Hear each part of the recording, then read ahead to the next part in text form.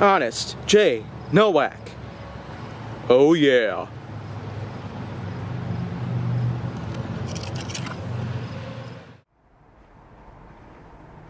A pleasure to meet y'all at last, and welcome back to the Legacy of Supers here on HJN.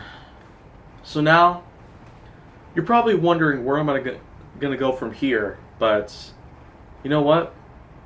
Before I go ahead to answer my own question here that some of you might have taken on, I might as well go ahead and talk about another Marvel superhero.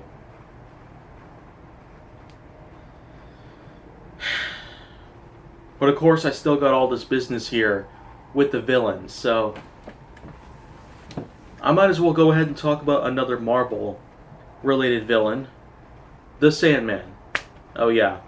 And I'm not just really going to be pointing out the Cordette song from 54, but basically speaking, Sandman is another pretty big opponent that Spider-Man ends up facing in the Marvel Universe. Now, the Marvel Universe itself is already chock full of some pretty amazing ideas based on villains and the like, but Sandman is one of those where it can get really bad really quickly, because a few episodes back, I talked about another shape-shifting related villain out there known as Clayface.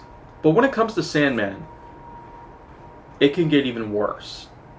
Because after all, Sand is very tough to spot, for the most part. Especially if you're looking for someone who can in fact shape-shift back into regular sand while on a beach. That'd be absolutely difficult to find out who this actually is. Now with Clayface, it really wasn't something of that sort, something so simple, but with Sandman, it can be absolutely difficult to try and find out where this villain could be. Especially if it's not the same old Flint Marko that we've known. But in general, I'd say that Sandman is another pretty considerable nemesis out there, because, of course, the story of Flint Marko, it kind of goes in the same way as Venom, because Flint Marko turned to a life of crime just to protect the family and care for a young child.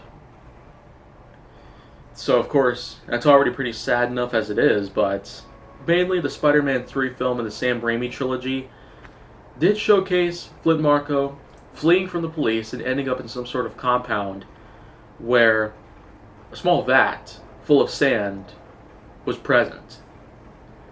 And after the operators of this vat was able to put in some sort of electric fan, I don't really know how to describe it, but of course the flying sand that went around Marko, one actually went inside of the finger. I don't really know how that works, but somehow this one particle of sand collides with DNA, practically altering it to the same level of, I guess, elemental formula. I mean, it's hard to explain in general. A piece of sand collides with DNA and somehow alters the body to be able to be manipulated the way sand is. In other words, one tiny piece of rock goes into someone's finger and pretty much alters the DNA so that way it just allows for it to turn into sand and then collapse from the weight. So in general, that's kind of how the start of the life of Sandman came to be, but of course, everything else that followed it was just that. You got someone who can now turn into sand or anything sandy and pretty much shift into anything.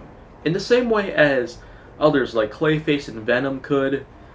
Yeah, apparently Venom has a lot of different shape-shifting powers as well, but Sandman in general is much more destructive. I mean, sand is something you could find on the beach, and if you happened to find this kind of villain out there, then well, it'd be pretty difficult to try and figure out exactly who you're dealing with. Especially if Sandman could just surprise attack you from any way.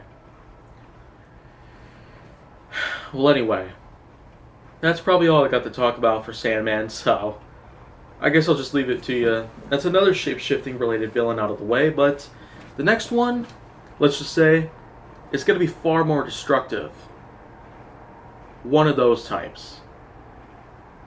But if you want to see that, and if you want to see more, go down on my channel. Make sure that you like, subscribe, comment, follow me on social media, and stay on the Hollywood side.